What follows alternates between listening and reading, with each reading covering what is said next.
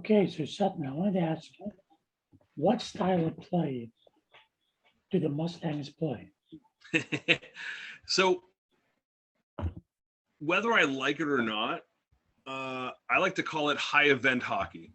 Now, that means lots of goals, lots of action, back and forth, whether that's to my end or most of the time to my detriment. But I like to call it high event hockey. I mean, I struggled through some just horrendous Ken Regick goaltending in the first year, and Osgood has kind of, kind of evened it out a little bit. But I will say the one thing that differentiates myself from the other Waterloo dudes, I pass the puck way more than they do. Yeah. I mean, it for me, like, again, because, and I think it comes back to roster construction. Unfortunately, I picked some kind of thin little dudes, and I don't have the ability to skate through defensemen, skate through forechecks. I need to move the puck quickly to get around those dudes and to try and get scoring opportunities. So now that, of course, leads to a lot of like neutral zone turnovers. And of course, when you got guys like Bell or whatever, and even who was that is playing tonight? Unholy. You give up those breakaways or those penalty shots because you're chasing, and boom, it's in the back of your net. Yeah, definitely. So go ahead. I'm sorry. Go ahead. No. What the one thing I would say, and honestly, if there's anything I can say to the new players out there, being a new player from last year, watch as many streams as you can. Because the one thing that I've picked up is the LHX clog the middle. It's the easiest defensive tool out there. And if you guys look at the Google Sheets, you'll see that like I've got like 5 minutes of offensive zone time and 6.5 in my own end. Now that's not because I've got 6.5 minutes of like fury coming against me. It's 6.5 minutes of me sitting on auto goalie as they skate around with the puck, and and hopefully creating turnovers, right? I mean, so that's the one suggestion I've got for new players, because especially coming from a non-manual goalie, background that I've got, it's taken a little bit of time for me to get the manual goalie down. But if you can clog the middle and then sit there with your manual goalie, let the opponent make the mistake. I agree on that point, big time. Yeah. So let's get into like other people we deal with in the league. So what team would you say would you consider your toughest opponent in the W? So it didn't take me long to think about this, because this motherfucker just like cross creases the fuck out of me, and it just pisses me off so much. And I know that it's coming, and I can't stop the damn thing, but it's Nips. I mean, he playing in the Q swept me in the first year 8-0. Playing in the W, probably I think I maybe scratched out a overtime loss on him or something. But for whatever reason now, and we'll talk about his roster here coming up, but when he had Sakic he didn't have Sakic. No, he had Forsberg and Yzerman, and Nemchinov. Like he could come out of those corners and just bury them constantly. And it also doesn't help that most of the time when we were playing exhibitions, like I'm half in the bag like I am now, and he would just cross crease me all day.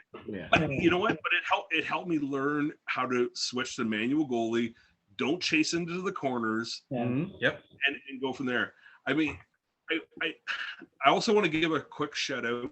I mean, in my first year, Richfield and Sumter with Lemieux and Lindros, again, I would get caught chasing.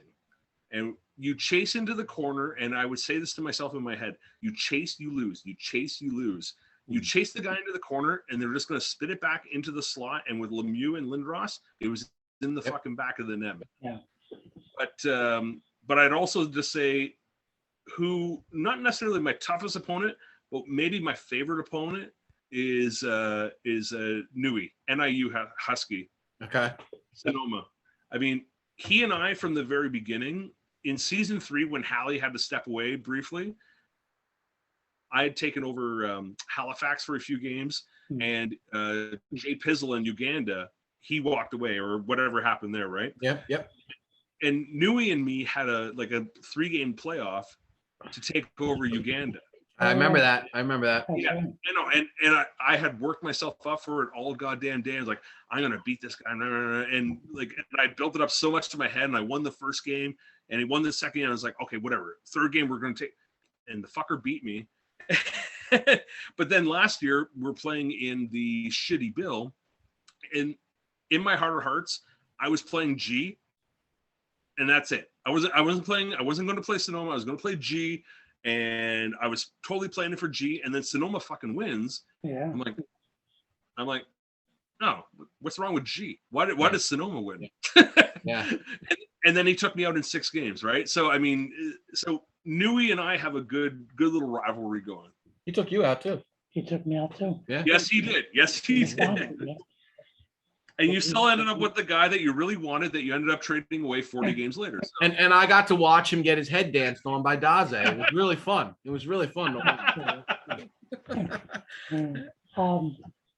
What team would you say that you had the most success with? Against, I'm sorry, So in the W. yeah, so I noticed that you said success and not easiest, because when you're sitting in tier 3, there are no easy games. But in terms of who I've had success against, in terms of the W, I'm going to say 2 teams. I'm going to say Sydney and Grand River. The only reasons being that against Ultra Magnus, I hate to say it, Ultra, dude, I love you, man, for all that you're doing here, but you're a bit of a one-trick pony. You got that Solani slapper.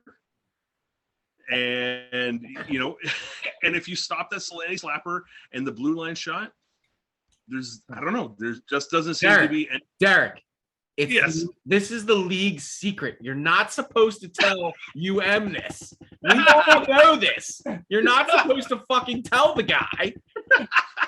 God damn it. I joined late. You guys didn't tell me. I know.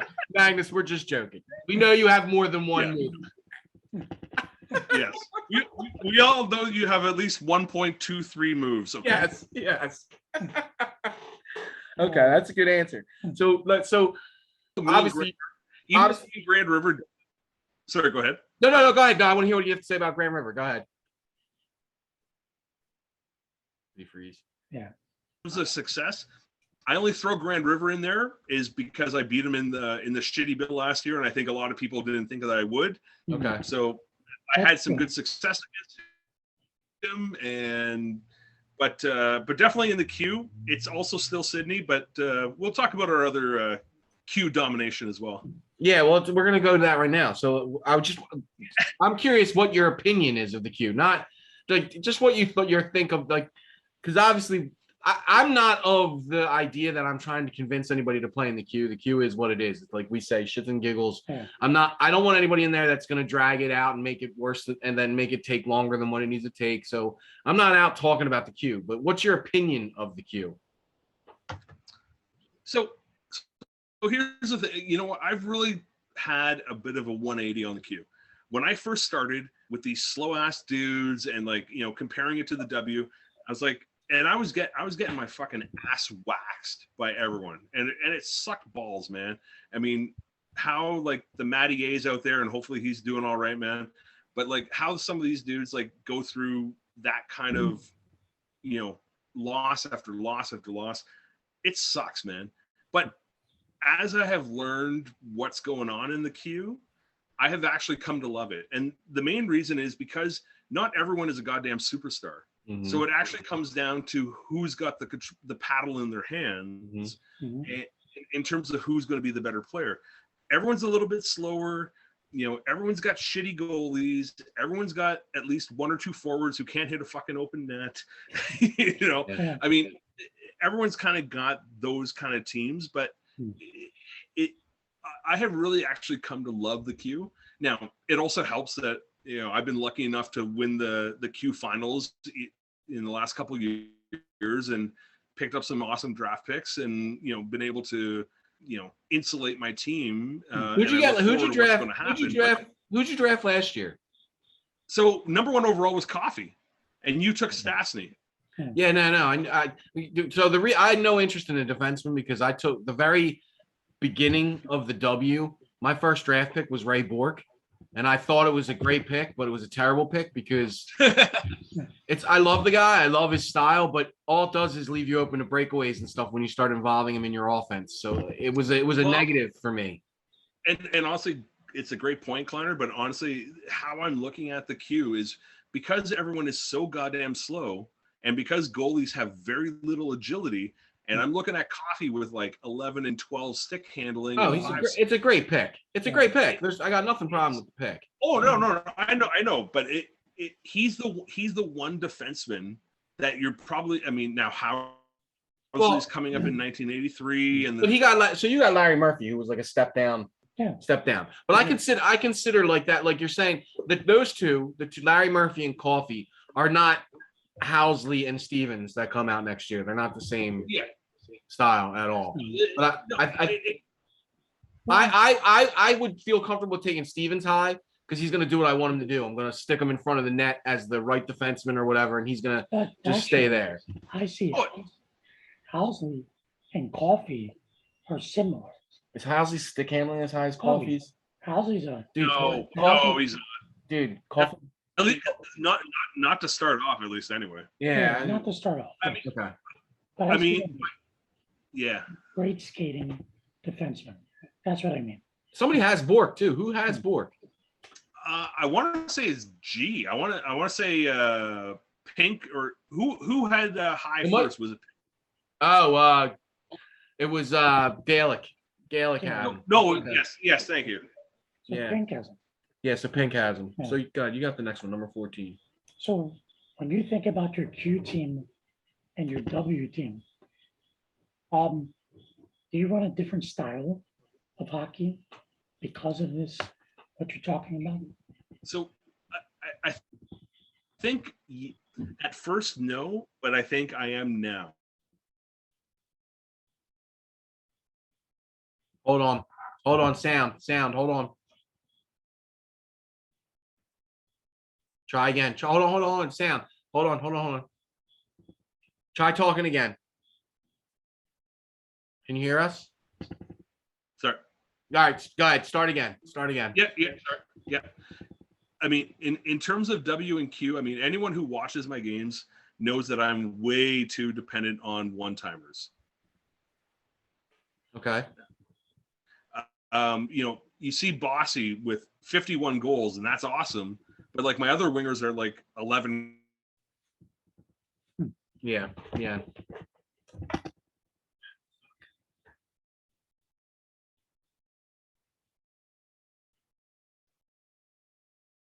Oh, it's getting tough again. I don't know why it's doing this. All right, try talking. You back with us? Can you hear us? Yeah, I'm back. Okay, yeah. Go ahead. Keep going. Fucking Canadian fucking internet. Exactly. Right? I'm always right, man. I'm always right. This is fucking ridiculous. Go ahead. Maybe get out of the goddamn fucking garage where you can get an internet signal. I know. It's just an easy target for me to make fun of Canadians. So. Oh, yeah, I hear you, man. But okay, but long story short, the W is faster. Your wingers can do like the wraparounds and that kind of stuff. The Q, you got to rely more on physicality and one-timers, but also in the Q, goalies are so fucking shitty that you got to pepper those dudes with shots. If you guys go into the sheets and take a look and see how many shots that Mike Bossy had this year in 42 games, he had something like 270 some odd shots. Wow. Because I would just be peppering the goalie to create rebounds to score off of those. That was definitely one of my strategies in the queue because the puck control is so bad with the goalies. Yeah, I agree. It's just such a different game. It's fun. The way I was talking about the queue, I love the queue. It's just I'm not looking to change it. I'm not looking to have anybody come in. You know what I mean? I like the way it flows right now. I think we got really good competition. I think it makes the less it makes me better playing against the tougher players as much as we're playing against them. So and and I couldn't agree more. I mean, at first, it sucked balls just getting fucking wiped out every goddamn game. But as the Q seasons have gone by now, I definitely feel like my game has improved by you guys. I agree. Totally agree. So back to your Mustangs team. Where do you see in 5 years? Where do you see your Mustangs team? So, number one, I'm not in fucking tier 4 next year. Okay. You're really concerned about this. This is really on your mind because you've mentioned this a lot over the last week. Dude, okay. So I will I mean, if you guys go back in the Discord channels, before the season even started, I said that I would potentially be dropping. I mean, you look at my division is fucking hard as fuck. And I'm sorry, Ed, but you know, Saskatchewan, Surrey, and Sugar Valley is a hell of a lot easier than Sonoma, Saguenay, and Helsing. I agree with DS. I agree. It is. That being said, we didn't know that before the season. I think Magnus just did what he did. Oh no! Hey, you know what? The Maple Leafs play in a division with the Tampa Bay Lightning and the Boston Bruins. Yeah. And it's just they got to fucking suck it up too, right? It's the luck of the draw, and it is what it is. But going into this year, I knew that it was going to be it was going to be a fucking dogfight to stay into tier 3 this year. But in terms of going forward, I definitely want to make sure that I'm solidifying myself in tier 3. Mm-hmm. And I truly believe in the next 3 years, when everyone's stats go up and all this kind of other kind of stuff, I mean, I think I've got a chance to go into tier 2. I really do. I mean, I look at some teams like Sumter and Minnesota and Grand River and Sydney and Highland and Halifax and Helsing. I mean, I can play with those guys. I know that I can. And I've had decent enough success against them. I mean, again, you look at my divisional record. My divisional record is good. It's better than G's, right? I mean, it's better than Sonoma's in terms of points percentage. I know that I can play with those dudes. And I just feel like when Kovalev gets better, Timonen gets better, I can use those aspects to, you know, again, the big thing for me is getting that physical power forward. And we'll talk about that again a little bit later. Yeah. But I mean, so you just mentioned all these names of teams that you can beat, and that's awesome. I heard my name, but yes, you did. How did you beat Klein in 7 games in the queue, back-to-back years, to pick the number 1 pick? Well, in back-to-back years when he held a 3-1 games advantage, is that what you're asking? That's what I'm asking. That is what he's asking. I'm gonna play my. He choked. He choked. Okay, it is. That's all. Choked. Thank you. No, but okay. But honestly, okay, maybe there's a bit of choking, but you know what? I swear to God, like I said about the whole Nui Uganda series, where I built it up all day in my head, I feel like, you know what? Once I'm down 3-1, I'm just playing. You loosen up. You loosen up. Yeah. Exactly. You're clenching your ass, and I'm playing free and easy, right? I mean, yeah. You know what? It also helps that in year 1, we knew that we'd have the 1-2 pick. So, okay, worst case scenario, I don't get Paul Coffey. I end up with Peter Stastny. Not a big deal. This year, I wasn't sure if the expansion guys would go 2-3 or they'd go 3-4. Yeah. But when Magnus said it would go 1-2, I walked into our series and yeah. All right, you know what? If I don't get Howardchuk, I'm going to get Fuhrer or whatever. Or exactly. Francis. And honestly, it totally relaxed me. And I was able to just kind of play free and easy. Yeah, that game, if you look at, what is it, game 1, you win game 2, I won game 3, game 4, game 5. If you look at game 5 in the first period there, you can watch. After that, I think we were 2.5 minutes in that first period, and I knew there was no way I was winning that game. I think I had 3 shots on net that at any other time would have been goals, but They just didn't go in. And I'm going to tell you, when you talk about accuracy, that's where Iserman is super low this year, is in his accuracy. Yeah. Sometimes when I shoot his backhanders, they go high, and it's like it's at such a random time. You know what I mean? It's like he'll hit it 7 out of 10 times, but those 3 times he doesn't hit it, he misses it so bad. It's just like, oh my God. And when 3 of those times are in the third period with 2 minutes to go, it's like, what the fuck? Yeah. Oh yeah, definitely. Yeah, it goes either way. Definitely goes either way. But the other thing, I mean, honestly, Kleiner, the other thing is too, like, when you play 4 straight games against someone, you feel their tendencies, right? I mean, and this goes for anyone. I mean, we all have our tendencies. We all try and do the same things. It's whether or not you can adapt to those. And again, because of the queue and who it is and who's playing in it, you know, you were like me. You're very reliant on your center. You're very reliant on Mike Rogers. And I was very reliant on Mike Bossy. And you'll remember, I think it was against you, you took out Mike Bossy and then scored like fucking 2 quick goals on me and the game was over. Because we're talking about the queue and just these different styles and the competitiveness. I don't know if you guys watched, but last night, Bell and LHX played. Great series. An incredible series. And that's another one I watched. I think I was game 1, and I watched whoever. It wasn't Gretzky shooting the puck, but whoever is on Sean's team on the right wing, I think he shot it should have been a goal, and it was one of those ones that like went so wide to the left past the net. He came out of the right corner and he shot it and back, and it typically would have went right into the net, and it went so wide in the net. I was just like, oh man. I think it was Wolf Paymont. Yeah, exactly. That's who it was. But the thing about that series, quickly, is LHX through 5 games. I mean, he was killing him. He was killing him. Yeah. And it's just, we've talked to LHX on the side. Like, if you watch that tape, he changed. His game play changed. And it's like he clinched up. He climbed up. He climbed up. Actually, hold on a second. Okay. Let's scratch that. We can put Sydney in there. We can put UM in there, not me. Let's put UM in there. The Q don't count. The Q don't count. I don't know. Climbed up sounds better than Sydneyed up. So I know. Yeah. But, I'll take listen, but it was a heck of a series. We got to give it to Sean Bell. I mean, So we can talk about that. Who are you taking in the finals? You taking Blonox or you taking Cochran?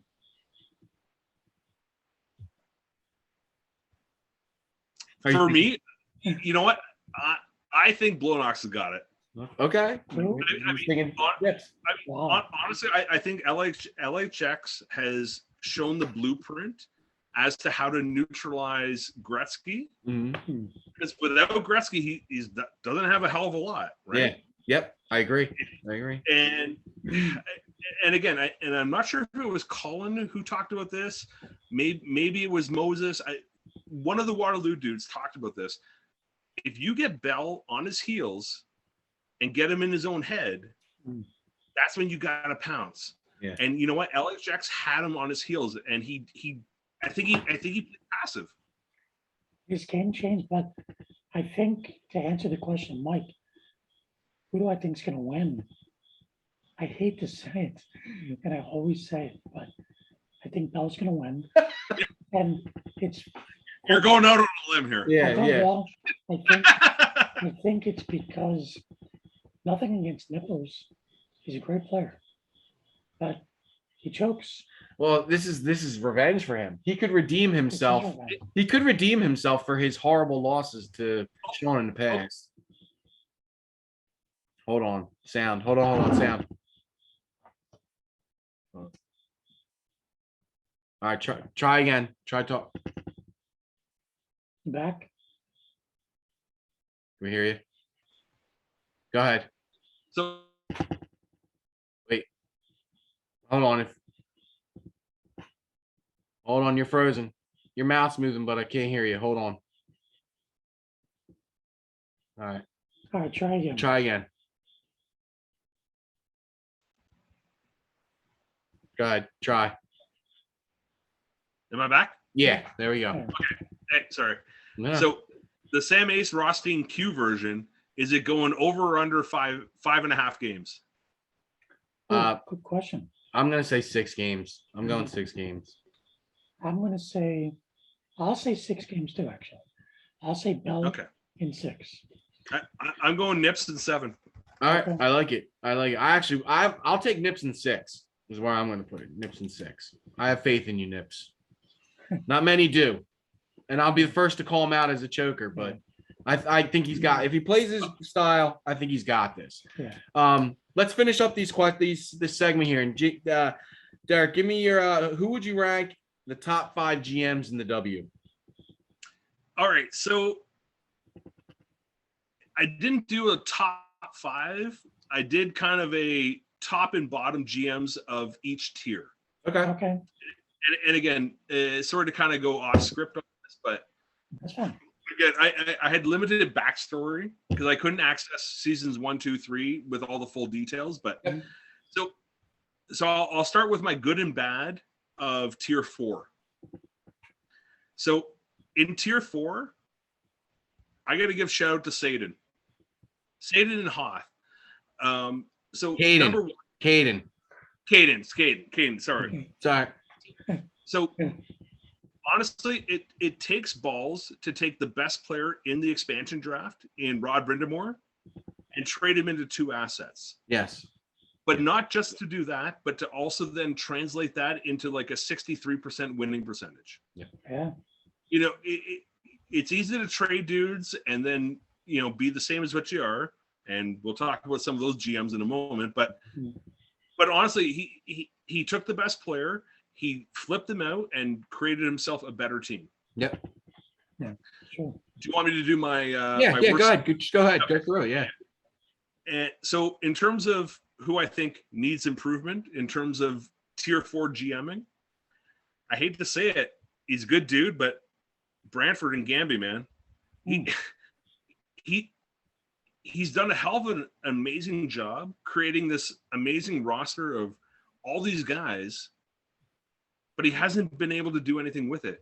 I mean, the biggest thing going into this past year was he had a need in net. And he's got a goalie, I believe it's Kolzig, who will get good in a few years. But you got Sundin, you got Messier, you got Pekka, you got Smith, you drafted Marlowe for some reason. I mean, you've got Zubra, you got all these dudes. This team is stacked. And you didn't bother to address your goaltending situation. Yeah, and he could have made a trade with all that depth. And he could have. He could have easily, instead of using that pick on Marlowe, who basically overlaps Smith and some of these other dudes, and he could have easily went out and got Jaguar, or he could have got Vokun or whatever. Yeah. Or use those pieces to an expansion franchise and picked up a Van Beesbrook, for example. Derek, great points, man. Great point. He had to get better in net. I mean, he had to. Okay. That's great points. You guys go ahead. Well, go ahead. Well, actually, I only did open discussion. I didn't, because my thing was this was just for Derek. Oh, well, go ahead. Well, Yeah. you gave it. So give your top 2. Who would you think are your top 2? Or you give me your best and your worst. For tier 4. Yeah. Just for your general thought. My best and worst here. Yeah. Yeah, or one of and one best and one worst. Yeah. Well, I think my best GM, it's going to have to probably be Autobahn. Okay. Yeah, Autobahn, because he Yeah. was able to get Hasek. Well, Yep. kind of a no-brainer, but still, at that point, you know, it takes some balls to draft a goalie pretty early, second pick, but he did it. And then also the trade he did with me. So to bring in Chelios to stabilize his back end with Leach. So I think once those true moves happened, Autobahn became an elite team. He did. Yeah. He became a tier 1, like not bubble tier 1 team, like a good for nipples, but an actual tier 1 team. And honestly, Ed, if I can just kind of jump in on that, I mean, because I've got Audubon as, in terms of tier 1 teams, Yeah. as a great GM. I mean, like you said, getting Hasek. I mean, he had the pieces there. He's got, you know, the strength of Chelios to go with the speed of Leach. He's Yeah. got the power of Shanahan to go with the speed of Sanderson. You know, and then picking up guys like Freddie Modine, and okay, it's on us on the trade committee for allowing the Jokinen deal to happen, but it happened. Yeah. But then picking up the final piece of Hasek, it was the final piece of the puzzle, and that's why the dude has gone from shitty build 2 years ago to being a top tier 1 team right now. Yeah. He's absolutely 100% agree. I guess my bottom GM, if I'm just picking worst, best and worst, is going to have to be Halifax for the shit he did this offseason with trading Fedorov and Pronger. Well, actually, I probably have two, and these names are going to come up in our last segment, but it's going to be Halifax and Nipples tied for bottom 2. You don't even need to even explain Nipples. We all get that. Oh, don't worry. I have a whole tangent. So I guess for me, my number one is I'm just gonna go with G. I really like what G's done with his team. I think he's quiet way he goes about it, and like nobody knew that Bure trade was gonna happen, and he pulled that one out, and it's been the perfect piece for him. I mean, I really like his team with Joey Juneau, and I even like Zalapsky on his back end. I think that was a strong pickup this year. I think he's used his trade pieces the right way. I think he's been pretty smart with his roster. We'll see what happens. I mean, I know he's tier 3, but I think he's done a really good job building his team. I got no problems with what he's done. And worse, it's a tie. It's a tie. It's this guy here. It's Ed. and I tie him with Sydney. I tie him with Magnus just because it's and it's more my personal opinion, just because I have patience. And neither of them have patience. That's all it is. I have patience and they don't, and that's the only reason why I feel that way. Really, they both picked up really good pieces. They both traded really good pieces, but they both don't have any patience. So they're my two bottoms. Hey, I see the time's gonna cut out here for a sec. Yeah. Can we take a bathroom break? Yeah. Oh yeah. So let's stop it here and we'll go on to our last segment. It's perfect. So like I said, give us like 5 to 7 minutes and we'll be back. Okay. Excellent. Yep.